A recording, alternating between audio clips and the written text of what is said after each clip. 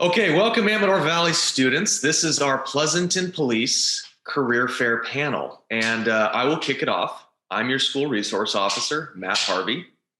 My career as a police officer started in Pleasanton about 5 years ago.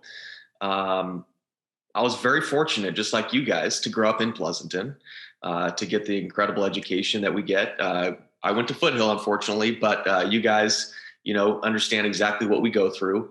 Same things I went through as well. And so I'll pass it along to my partner, Christine. Hello, I'm Christine Gavara. I'm a police dispatch supervisor. I was born and raised in San Jose. That's where I became interested in law enforcement by participating in San Jose's Police Activities League. I began my career at the city of Mountain View as a records clerk, where I then transitioned to a public safety dispatcher. And 5 years ago, I decided to come over to Pleasanton since that's where my family and I reside now. And I'll kick it off to Taff Bradley. Hi, everybody. My name is Taff Bradley. I work for the city of Pleasanton as a police officer. I have about 6 years of experience. I've worked for the city of Richmond previously, and also the city of Sacramento's college system, as well as a police officer. I grew up in Pittsburgh, California. And after that, my first job in law enforcement was working for San Francisco City College as a community service officer. Ultimately, I just have a background in different areas and different varieties of places that have high crime to low crime, more community service issues, or more crime-orientated issues. And I'm happy to be here today to give my opinion on Explorer programs and different things that we can do to help the community. And I'm Justin Qualley. I'm a police officer with the city of Pleasanton. I've been here for about 1 year. I started my career with the Ripon Police Department. I worked there for about 2.5. Just starting it off, I always grew up watching Cops, America's Most Wanted with John Walsh. I always had an interest in law enforcement. I became a police explorer with the Ripon Police Department when I was around 18. Then I went to school at Stanislaus State, studied criminal justice, and ultimately figured out that was my passion, law enforcement. I'll pass it off to Terry. All right. Hi, everyone. My name is Terry. I am the Community and Public Relations Coordinator for the Pleasanton Police Department. And essentially what that means is I am in charge of Pleasanton PD's social media accounts. So I am the person behind the scenes who is communicating with the community. I got my start in the news industry where I worked for local TV news for several years, honing my marketing and creative services skills. And then I ended up working for a major law enforcement agency here in the Bay Area, where I became deeply familiar with community policing and also the intricacies and complexities of law enforcement culture and the operations. And now I'm with Pleasanton. Well, thank you, Terry, and thank you everybody else for sharing. I want to pass it over to Christine, and I want to ask you a question. What does a day in the life of a dispatcher look like? So for dispatchers, we're currently on 12-hour shifts. You will work a day shift, a swing shift, or a graveyard shift. You're expected to arrive at work on time, dressed in your uniform. That's when you'll log on to your dispatch console, which consists of 6 different computer screens. You log into your 10 different programs that allow us to do our job effectively. You'll get a quick brief from the shift before you so that you know any significant incidents that occurred earlier in the shift. And really, throughout your 12 hours, you'll be rotating through different tasks. So you'll either be sitting on the radio, sending officers to calls, placing them on view activity. If you're not on the radio, you're going to be answering incoming non-emergency and 911 calls, and performing other backup tasks for the dispatcher who's on the radio. And the day in the life of an officer is obviously we're always mentally preparing for the day from the time we get up, taking care of our families. We get to work. We obviously get in the locker rooms. We have different group of people in there, people that are coming off shift, people that are coming on shift. We all work 3 different schedules, which is day, swings, and graves. In between that time, you're kind of just getting in the groove of things, getting familiar with your people, everybody you're going to be working with for the day, kind of laughing, joking, just different things to get yourself kind of ready to go. And then once we get out there, we have anywhere from a lot of calls for service to a little calls of service. I don't want to put a number on it exactly because it all depends on how the day may go. And from that point, you may also do, like Christine said, involve yourself in on-view activity, be proactive and highly visible in areas that you want to deter crime from coming to. And then ultimately, just interacting with the community, trying to make sure that you're there for them so that they understand you, what you're there to do, how you're there to do it, and building relationships that will ultimately benefit the community and the police department. Well, fantastic. Thanks for sharing that. Now I want to pass it over to Justin, and I want to ask you, what is your best and most challenging part of your profession? The best and most challenging, I'd have to say, just with dealing with some of the calls are super complex and they involve a lot. It's a lot of moving parts. So you're working with your team in order to solve these problems and figure out solutions to help better our community. So I'll pass it off to Taft for his opinion. I mean, the best and rewarding parts of the job for me has ultimately been just, I like to interact with people in general. I think officers in this day and age that we live in all have different strengths. And we could go into all of them, but there's too many. But mine is being able to engage with people, the community. And I like to be able to know that someone has a problem and I'm there to be able to solve it. I like to understand the long-term business owners here that we have in Pleasanton.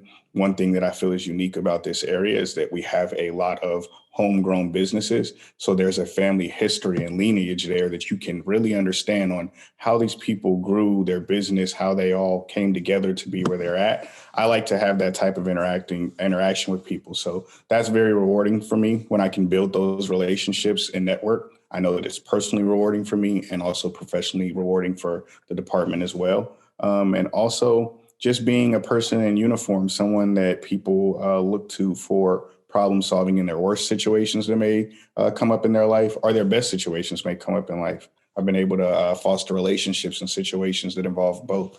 And that's the most rewarding part for me. All right. And how about Christine? What do you find to be the most rewarding part of your career? The rewarding is really, being part of a team that's helping keep the community safe and helping others along the way.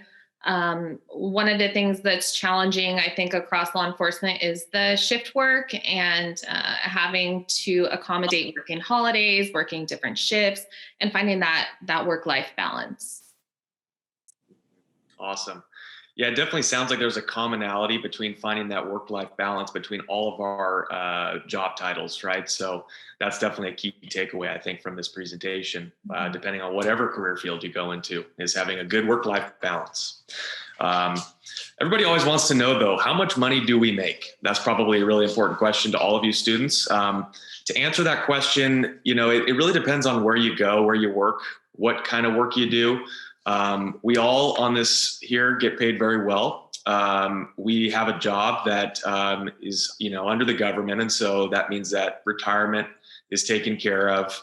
Benefits are fantastic for all of us, individuals, as well as our families are definitely covered as well. So if you're looking for those types of things, you're looking for good pay, you're looking for teamwork, right? Great team environment. You're looking for retirement, and you're looking for stability. Any of our professions within this field would be fantastic for that. So I think really, we're kind of getting down to the end here, but I think what's really, really important for our students to know about your career field, and I want to pass it over to Terry. All right, so I think it's really important for students to know that you don't necessarily have to be or want to be an officer in order to be in law enforcement or involved in law enforcement. There are so many different roles that are available to people that can be just as rewarding and fulfilling. You just have to be proactive and take the initiative and really do the research and see what's out there that might match your skill set. And I mean, for the city of Pleasanton, they post things on LinkedIn And it has all these different opportunities, recruitment opportunities for people who want to be part of law enforcement and who want to help, but don't necessarily want to be an officer. So please get involved, go take a look and see what's out there. All right. And how about for you, Christine? Is there anything else that you think maybe some of our students should know about your profession? I think as far as dispatching, it is becoming more and more technology based. Or, like I said earlier, we log on to 10 different programs at the beginning of our shift. I imagine that number is just going to continue to grow. So just becoming familiar with technology. I know a lot of the kids these days, it's already, something that they are familiar with. And I think more importantly, understanding that even though dispatchers aren't in the streets, they can be exposed to traumatic situations. And so understanding that going into this career, you need to be mindful of your own mental health and taking care of yourself. Awesome. And last but not least, Taff, what do you think that some of our students should know about our profession? So, law enforcement to me is constantly changing in general. It's not the same as it used to be before we were in it. It's probably not the same as it's going to be when the younger generation gets in it 5 to 6 years from now. What I would urge people to do is that if they have any interest in law enforcement, any questions or concerns, there are a variety of different hats that you can fill within this type of organization. You like was said before, you don't necessarily have to be a police officer, but even for those that do want to be a police officer, the diversity is needed in the field. It brings different points, different point of views, different family understandings, religion understandings. All of these different things get brought in when we diversify this field. And so my goal is that, and what I would want people to know is that we need to keep diversifying the field. When we come in here and we work with a variety of different people, it just makes us better in the community because our opinions, our way of policing is not so one-sided. Sometimes it often feels like when you have one group that kind of dominates one area, you don't necessarily have a whole bunch of different diverse opinions. The more and more we continue to do that, which we're doing within our agency right now, you get to see a lot of people come in with a lot of different insight, a lot of different things that we wouldn't have thought about before. And it continues to make us more innovative. So if you like, or if you have an interest in law enforcement, please join. We definitely want to continue to have that level of diversity show up in our police department because ultimately it makes our community a better place and we gain a bigger understanding of what the people need from us as well. Awesome. Yeah, and I actually took away two big things from that. Two words you mentioned. Number one was community, and number two was diversity. And those are two things that we embrace at Amador in our student culture and in our student community at the high school. So those are two big things. And I like that you brought those up as far as that's something that, we embrace at the police department. And I think it doesn't matter what organization you work for, but those are two really, really important things, diversity and community. So thank you. Lastly, I guess it's really important. How can some of our students get involved potentially in this field? Justin?